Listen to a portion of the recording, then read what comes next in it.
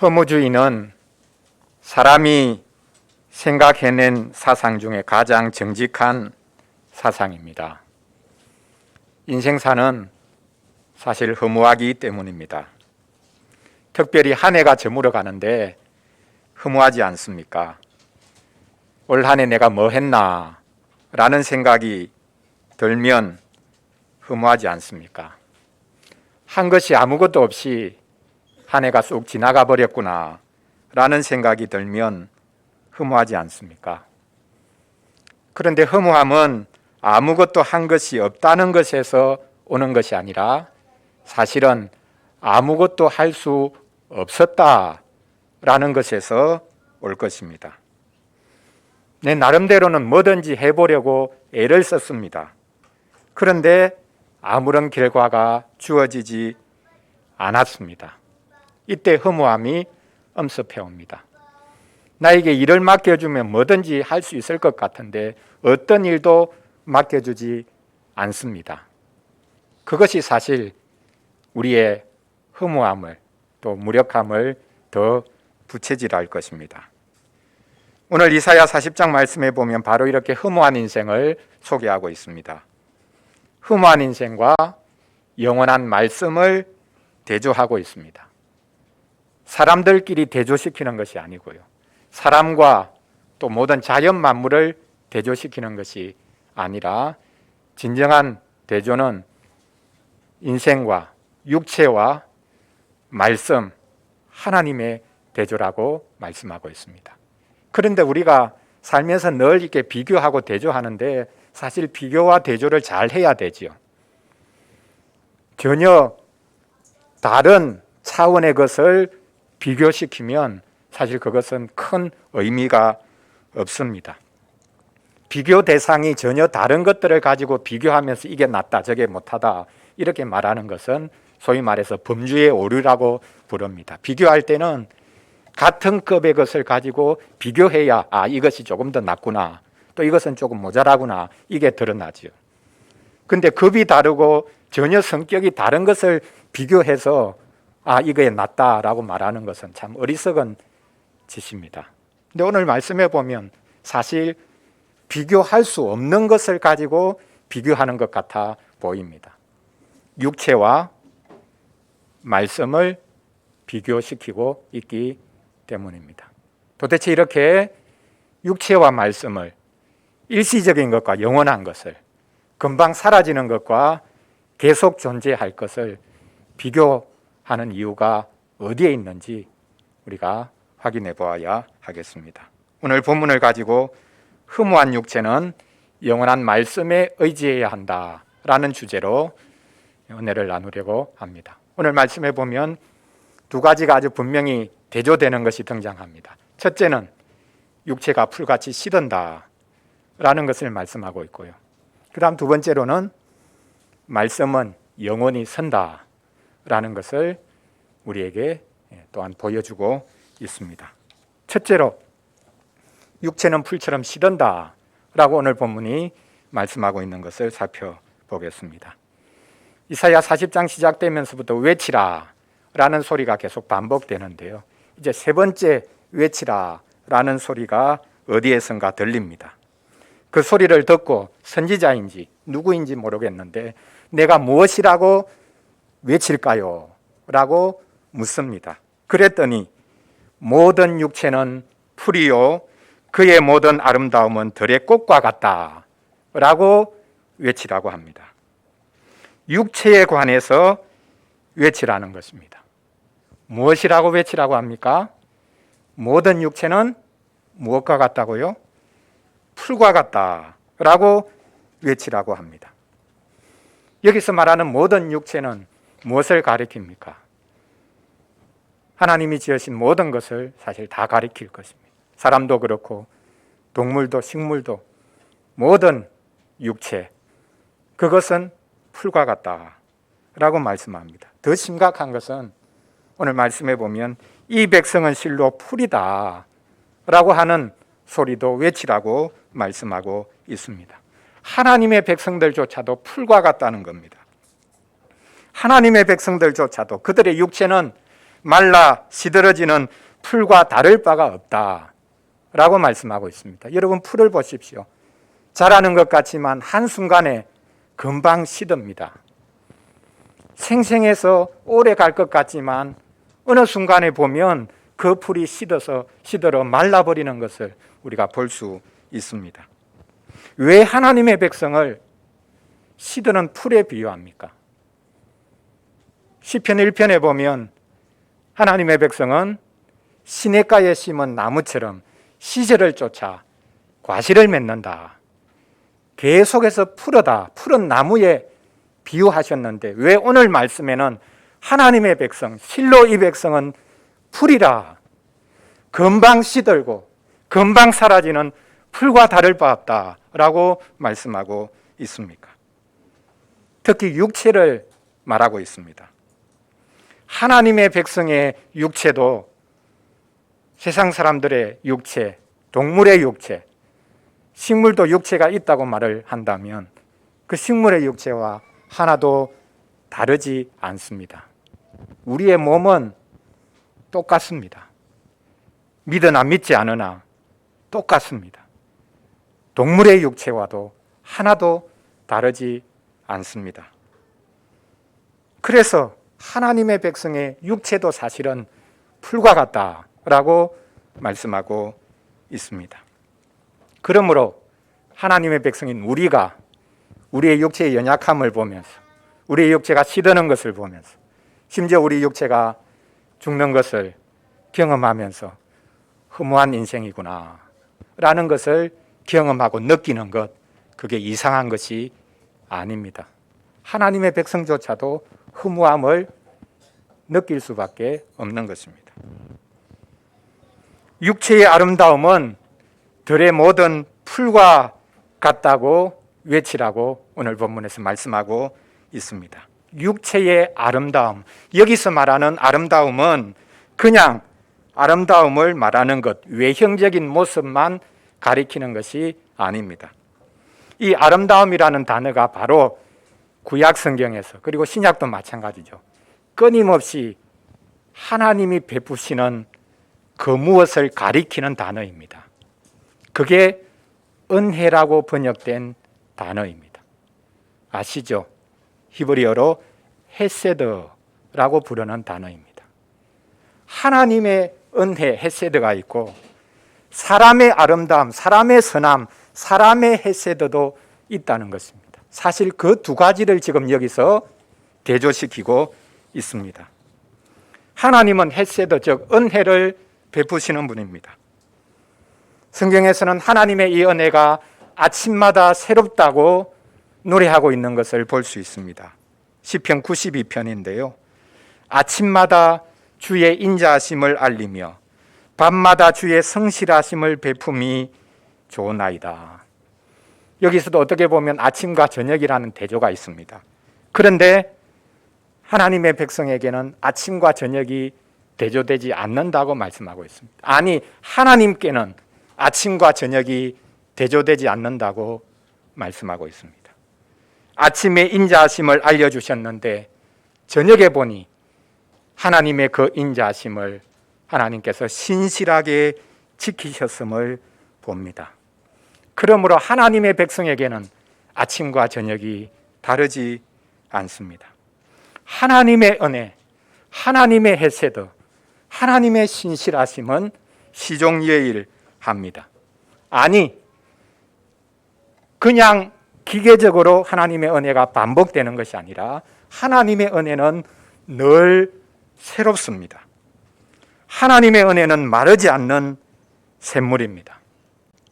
그런데 이 하나님의 은혜와 같아 보이지만 전혀 다른 인간의 은혜도 있습니다. 사람의 헤세드, 즉 사람의 아름다움, 사람의 선함도 있습니다.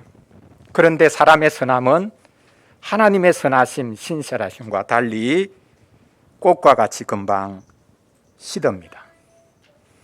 그러므로 우리는 사람의 선함에 기대서, 사람의 도우심에 기대어서, 사람의 아름다움에 기대어서 살아서는 안 될 것입니다.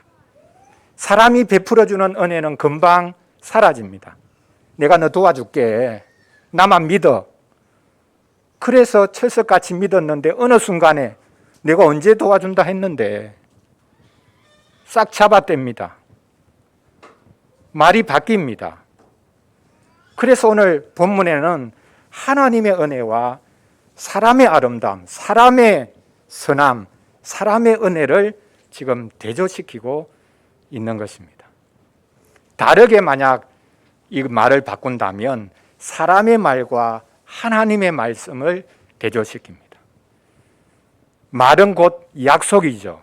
그래서 사람의 약속과 하나님의 약속이 다르다, 대조된다. 그렇게 오늘 본문에서 말씀하고 있습니다. 7절 말씀에 보면 풀이 마르고 꽃이 시드는 것은 하나님의 기운이 그 위에 불기 때문이라고 말씀하고 있습니다. 그리고는 바로 이어서 이 백성은 실로 풀이로다 라고 말씀하죠. 여기 하나님의 기운이라고 하는 이 기운이라는 말이 바로 바람이라는 말입니다. 창세기에 하나님의 성령, 하나님께서 태초에 천지 만물을 지으셨는데 하나님의 성령께서 바람처럼 지으신 모든 것들을 품고 계신다고 할 때 성령께서 모든 것들을 품으시는 바로 그 하나님의 바람, 하나님의 성령, 하나님의 기운, 그것이 바로 오늘 본문에서 말씀하고 있는 것입니다. 하나님의 바람과 하나님의 기운과 하나님의 성령께서 하나님이 지으신 세상을 꼭 품고 계십니다. 그러나 다른 한편 하나님의 기운과 하나님의 영은 더운 바람처럼 만물을 시들게도 합니다. 여기서 말하는 기운, 이것은 바로 바람인데요. 이 바람은 당시 팔레스틴 동쪽에서 아라비아 사막에서 불어오는 아주 메마른 뜨거운 기운을 가진 열풍을 가리킵니다. 이 열풍이 불면 팔레스틴 땅 안에 자라던 모든 식물들이 바로 시들어 버립니다. 메말라 버립니다. 그 정도로 생명을 앗아가는 바람입니다. 바로 이 바람을 오늘 본문에서 말씀하고 있습니다. 하나님의 바람은 모든 생명을 시들게 하는 바람이기도 합니다. 하나님의 바람은 생명을 살리는 바람도 되고 생명을 시들게 하는 바람도 됩니다.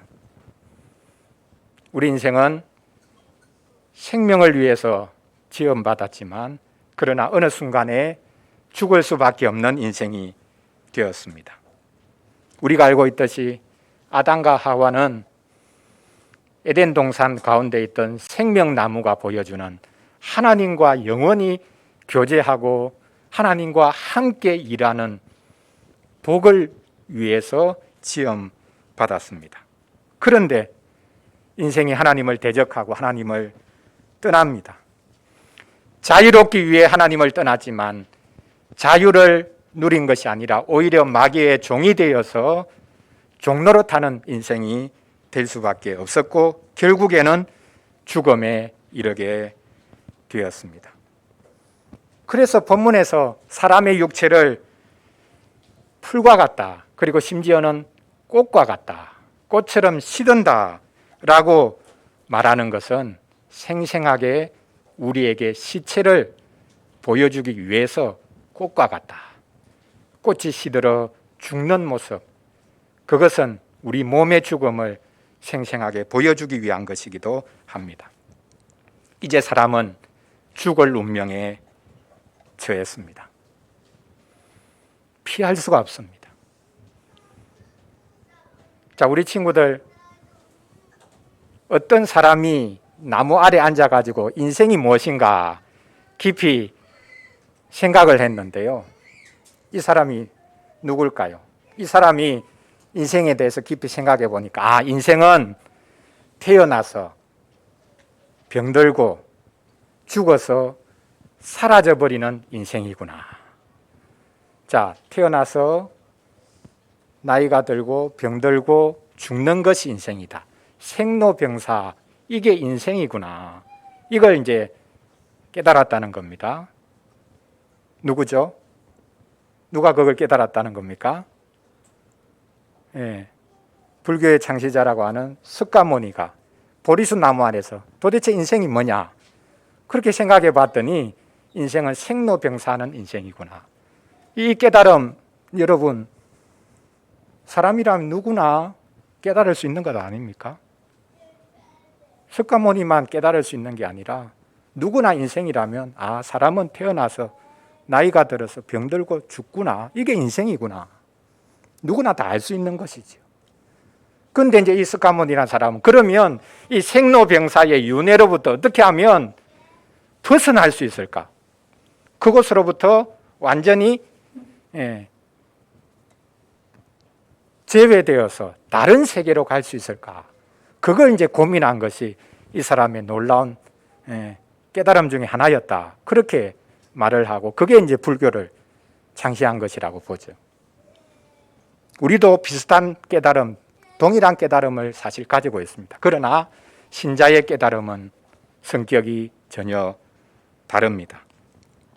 우리는 그냥 생로병사의 존재가 아니라 하나님의 의로우신 진노로 인해서 죽을 수밖에 없는 죄인이라는 것을 깨닫습니다. 이게 기독교인입니다. 똑같이 죽죠, 사람이. 똑같이 나이 들고 병들고 죽죠. 피할 수 없습니다. 기독교인도 마찬가지입니다. 그러나 우리의 삶은, 사실 우리의 죽음은, 인생의 죽음은 하나님의 진노로 인해서 죽을 수밖에 없는 죄인이 된 것이다 라는 깨달음이 전적으로 다른 것이죠. 너무 극단적인 이야기 같지만 사람은 태어나면서부터 죽습니다. 죽어갑니다. 그러나 성탄절에 오신 분으로 말미암아 우리는 전혀 다른 길을 갑니다. 우리는 죽어가면서 계속 삽니다. 이것이 하나님의 기운으로 인해 하나님의 백성이 누리는 은혜입니다. 태어나면서부터 죽음을 향해 달리던 인생이 계속해서 죽으면서 살아나는 복을 받은 것이 기독교인이다 라는 것입니다. 우리의 육체가 바짝 시들어도 하나님의 바람, 하나님의 기운으로 인해 우리는 다시 살아날 것입니다. 이 부활의 생명은 부활절에 오순절 성령 강림 때 비로소 드러난 것이 아니라 성탄절 때 최초로, 그때부터 이미 알려지고 드러난 사실입니다. 하나님이 우리 육체를 아끼시고 우리 육체를 살리신다는 사실은 성탄절에 이미 선포되었습니다. 왜냐하면 성탄절은 하나님이 육신을 입으신 날이기 때문입니다. 영원하신 하나님이 일시적인 육신을 입으신 날이 바로 성탄절입니다. 그러므로 성탄절에 우리의 몸이 새롭게 될 것을 이미 하나님은 선언하셨습니다. 성탄절은 병든 몸, 죽을 몸을 가진 우리에게 가장 큰 소망이 주어진 날이라고 말해야 할 것입니다. 자, 이제 두 번째로 우리의 육체는 풀과 같이 시들지만 하나님의 말씀은 영원히 선다 라는 말씀을 한번 살펴보겠습니다. 오늘 본문 마지막 절에서는 놀라운 반전의 말씀이 등장하죠. 풀은 마르고 꽃은 시들지만 우리 하나님의 말씀은 영원히 서리라. 우리가 같이 이 구절을 읽었습니다. 풀은 마르고 꽃은 시들지만 우리 하나님의 말씀은 영원히 설 것이라. 그렇습니다. 세상 모든 것은 마르고 시듭니다. 영원히 갈 수 있는 것이 없습니다. 그러나 하나님의 말씀은 영원합니다. 이것이 진정한 비교입니다. 세상에서 우리가 비교해야 될 것은 바로 이것입니다. 세상 모든 것과 하나님의 말씀의 비교입니다. 육체라고 불리는 그 모든 것과 하나님의 말씀의 비교입니다. 일시적이고 영원한 것, 그것이 진정 비교될 수밖에 없습니다. 여러분, 우리는 세상의 모든 것이 일시적이라는 것을 압니다. 사라집니다. 허무합니다. 그러나 영원한 것이 있습니다. 하나님의 말씀입니다. 앞에서도 말씀드렸듯이 그래서 우리가 비교해보자면 사람의 말과 하나님의 말씀, 사람의 약속과 하나님의 약속을 우리는 비교해 보아야 합니다. 자, 하나님의 말씀을 여기 등장시키는 이유가 있습니다. 그것은 하나님의 말씀은 바로 하나님의 약속이기 때문입니다. 그러니까 하나님은 약속하시는 분이고 그 약속하신 것을 신실하게 지키시는 분이고 영원히 그 약속을 잊지 아니하시는 분이다. 그런 의미에서 약속으로서의 말씀, 그것만이 영원하다. 사람의 말은 쉽게 바뀌지만 사람의 약속은 쉽게 사라지지만 하나님이 약속하신 것은 영원히 계속되고, 아니 약속만 계속되는 것이 아니라 그 약속을 하나님께서는 영원히 지키시는 분이다 라는 것을 보여주시기 위해서 여호와의 말씀은 영원하다고 말씀합니다. 사람은 약속해 놓고도 지키지 않습니다. 약속을 지키고 싶어도 지킬 능력이 없을 때가 많습니다. 하나님은 다릅니다. 하나님은 약속하신 것을 반드시 지킵니다. 그래서 하나님의 말씀, 하나님의 약속은 영원합니다. 하나님의 말씀만큼 믿을 만한 것이 없습니다. 하나님의 말씀만큼 영원한 것이 없습니다. 자, 우리 친구들 시편 중에서 처음부터 끝까지 하나님의 말씀 하나를 노래한 시편이 있죠. 시편 중에 제일 긴 시편 있지 않습니까? 몇 편입니까? 시편 119편이죠. 처음부터 끝까지 하나님의 말씀이 영원하고 하나님의 말씀이 든든하고, 그래서 그 말씀 때문에 제가 살았습니다.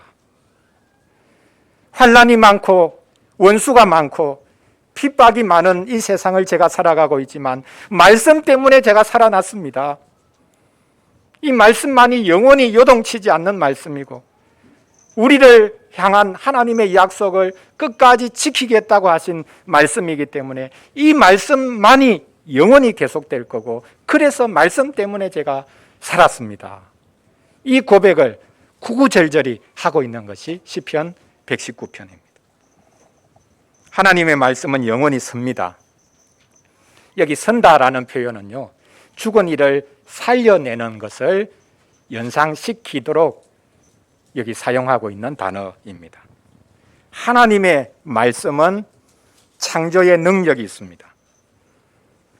독일의 수도사 마틴 루터가 성경을 통해 발견한 것이 바로 이것입니다. 아, 말씀이 창조의 능력이 있구나. 그 말씀은 하나님의 약속이기 때문에, 그 약속을 하나님은 신실하게 지키시기 때문에 말씀이야말로 생명을 살리는 창조의 능력이 있구나. 여러분, 이것이 종교개혁의 기폭제가 되었습니다. 하나님의 말씀, 즉 하나님의 약속은 창조하는 능력이 있다라는 것이 종교개혁이었습니다. 자, 한번 설명해 보겠습니다. 자, 마틴 루터가 비텐베르크 성곽교회 문에 내건 95개조 반박문이 있죠. 그 반박문이 무엇을 반박하는 내용이었습니까? 주로 고해성사를 반박하는 거죠. 면벌부를 반박하는 거죠. 사제에게 가서 고해하고 그 다음에 면벌부 사면 죄 씻음 받는다.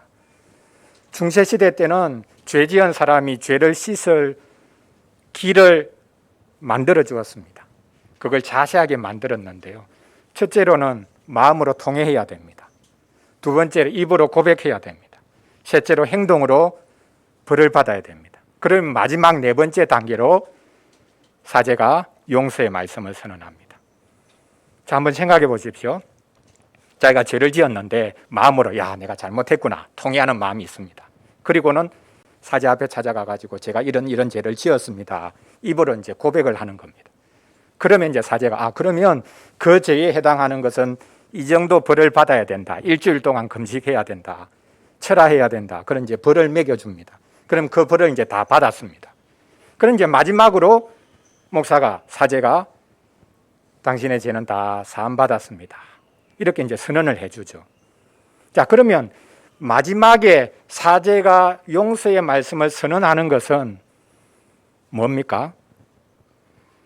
사람이 통회하고 자백하고 보속, 벌을 받았기 때문에 용서의 말씀을 선언하는 것은 덤으로 그냥 하는 겁니다.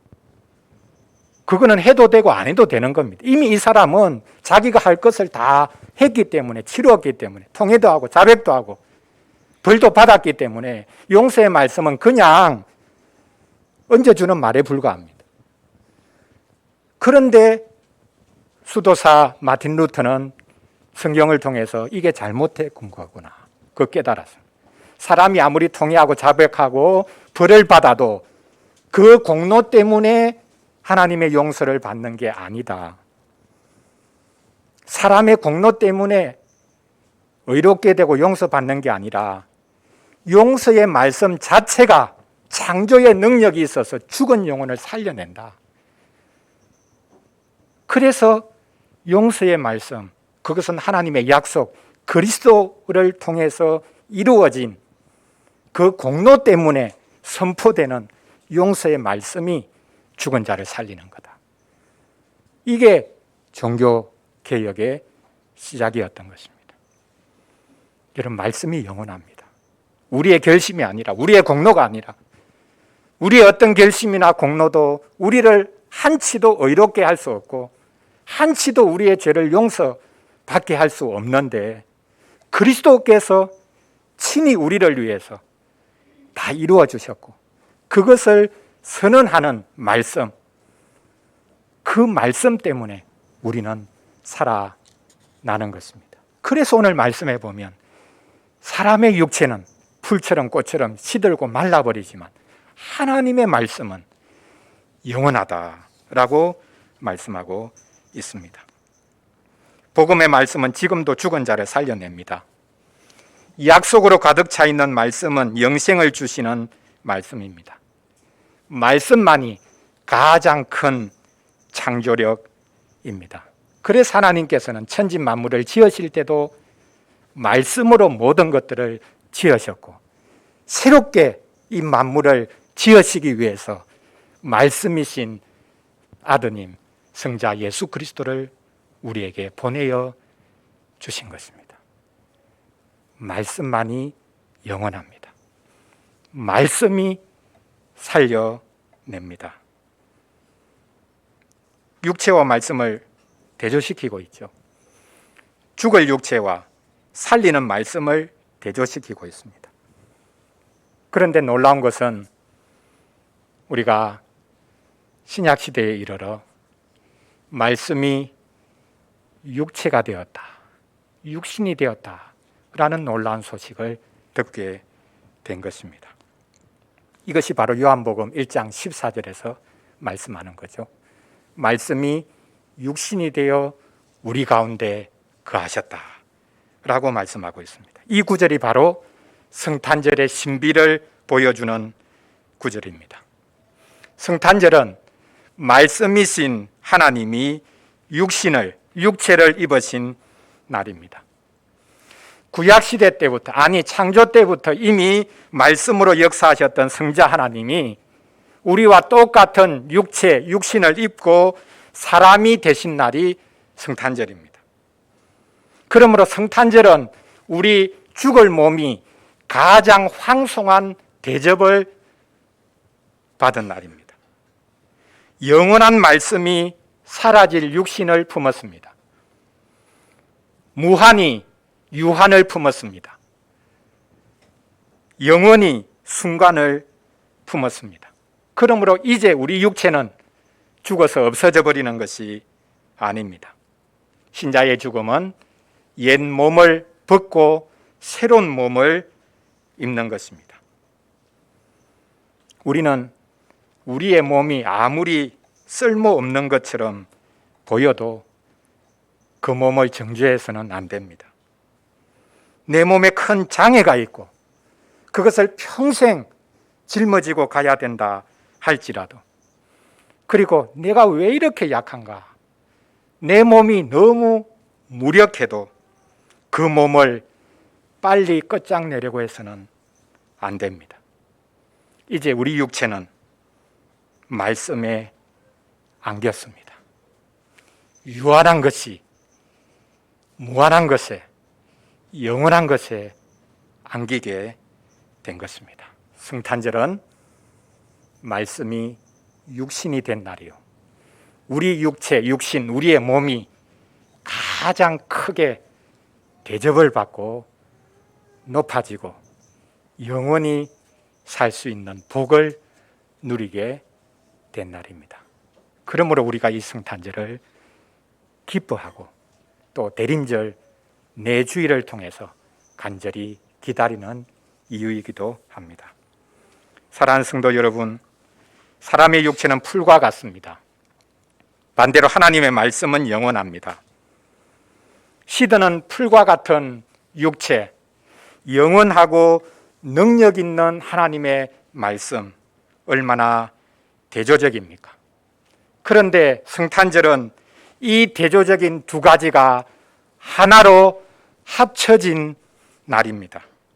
영원한 말씀이 찰나적인 육신이 되었습니다. 잠시 입고 떠나는 것이 아니라 영원토록 그 육신을 입은 날이, 하나님이 영원토록 사람이 되신 날이,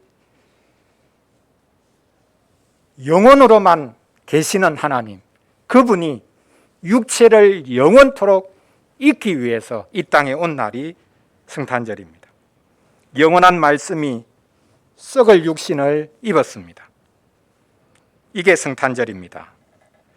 성탄절은 한 아기의 탄생을 말하는 것 정도가 아닙니다. 성탄절은 참 신비인데요, 하나님이 사람이 되신 날입니다. 그러므로 이 세상 역사는 성탄절 전과 성탄절 후로 나뉩니다. 우리의 몸도, 모든 육체도 성탄절 전과 성탄절 후로 나뉠 수밖에 없습니다. 하나님이 사람이 되셨기에 우리 몸도 버려지지 않고 하나님의 영광을 입게 될 것입니다. 그래서 고대 동방교의 교부인 아타나시우스라는 분은 이렇게 말을 했습니다. 하나님이 사람이 되신 것은 사람으로 하나님 되게 하시기 위함이다. 우리가 하나님처럼 되도록 하시기 위해서 하나님이 사람이 되셨다. 이 말은 에덴 동산에서 뱀이 하와를 유혹한 말처럼 들립니다. 아닙니다. 전혀 다른 의미에서 우리는 하나님과 같은 존재가 됩니다. 원래 우리는 하나님의 형상으로 지음을 받았기 때문에 썩어질 육신이 아니라 영원히 살아갈 육신을 부여받았던 것입니다. 이것은 오래 감추어져 있다가 마침내 드러난 비밀입니다. 성탄절 때 비로소 이 비밀이, 이 신비가 이 역사 가운데 드러났습니다. 수많은 아이들의 탄생이 있었지만, 그러나 한 아기의 탄생을 통해서 하나님이 사람이 되셨고, 이제 우리 사람은 하나님을 닮은 하나님의 영광에 참여하는, 우리의 몸까지도 그 영광에 참여할 수 있다는 것을 마침내 드러내셨습니다. 예수님 때문에 우리는 하나님을 닮은 사람이 됩니다. 죄짓고 병들고 죽는 우리의 몸까지 온전하게 회복되고 살아납니다. 성자께서 사람이 되셨기 때문에 우리의 병들고 죽을 몸까지 새롭게 될 것입니다. 크게 기뻐하시기 바랍니다. 성탄절은 사고뭉치, 골칫덩어리, 심지어는 저주 덩어리처럼 보이는 우리의 몸에게 가장 좋은 소식이 전해진 날입니다. 우리의 몸이 새로워질 수 있다는 것. 죽을 수밖에 없는 우리의 몸이 하나님의 영광을 입게 될 것이라는 것. 이것이 성탄절에 비로소 공개적으로 선언되었습니다. 이 날을 우리가 기뻐하고 소망 가운데 기다려야 하겠습니다. 기도하겠습니다. 우리 같이 오늘 말씀 생각하면서 우리 잠시 기도하겠습니다. 우리는 우리의 주위에서 많은 육체들이 신음하고 있는 것을 봅니다. 지난번에 우리가 살폈듯이 우리 몸, 사람의 몸뿐만 아니라 자연 만물까지도 탄식하면서 신음하는 것을 봅니다. 동물들도 식물들도 마찬가지죠. 기후위기가 이것을 우리에게 분명하게 보여주는 것이기도 합니다. 그러나 성탄절로 말미암아 시들고 사라질 우리의 육체, 꽃과 같고 풀과 같은 우리의 육체가 하나님의 영광에 참여하게 될 것이라고 말씀하고 계시는 것. 이것이 우리에게 유일한 소망이고 희망입니다. 이 땅에서 잘 되는 것이 문제가 아니라, 이 땅에서 못 되는 것이 우리에게 가장 큰 저주가 아니라, 우리의 육체가 저주받은 것 같은 우리의 육체, 너무나 연약하고 도무지 내 몸을 내가 감당할 수 없다고 말하는 그런 상황에 있다 할지라도 우리의 몸이 하나님의 영광을 입고 그 하나님의 영광을 누리게 될 것이다 라는 것이 분명하게 선포된 날이 성탄절입니다. 우리가 이 성탄절을 기다리면서 우리의 몸을 주님께 올려드리고 우리의 몸까지 회복시키시고 하나님의 영광에 참여하게 해주실 그 은혜를 기다리면서 주님을 우리가 간절히 찾기를 원합니다. 우리 같이 잠시 기도하겠습니다.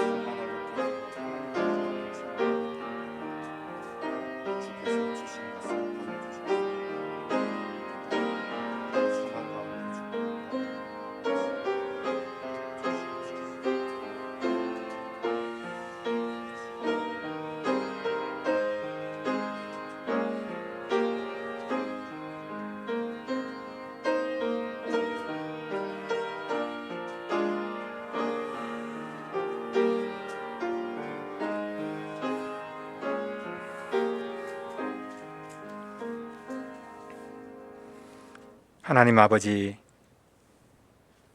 쉽게 꺾이고 쉽게 무너지는 인생입니다. 우리의 몸은 너무나 약하고 병들고 죽습니다. 내 몸을 어떻게 해볼 도리가 없고 우리 몸의 연약함을 어떻게 해볼 도리가 없습니다. 풀과 같은 인생, 꽃과 같은 인생입니다. 우리의 힘이, 우리의 아름다움이 쉽게 집니다. 너무나 유한하고 무력한 인생입니다. 우리는 이렇게 유한하고 무력할 뿐만 아니라 하나님의 진노를 받아 마땅한 인생입니다. 그럼에도 불구하고 우리는 사라질 돈이나 명예 같은 것들을 마음에 두고 계속 추구하고 있습니다. 우리의 쇠하고 사라질 육체를 하나님께서 버려두시지 아니하시고 관심을 두시고 내가 그 몸을 입겠다고 하시고 우리 가운데 오셨으니 참으로 감사합니다. 도무지 어떻게 이런 일이 있을 수 있는지 저희들이 이해할 수가 없습니다. 하나님께서 우리 몸이 겪어야 할 것들을 다 겪으시기 위해서 사람이 되어 오셨으니 감사합니다. 죽을 우리 몸을 살려주시고 공허한 인생을 주님의 은혜로 채워주시니 참으로 감사합니다.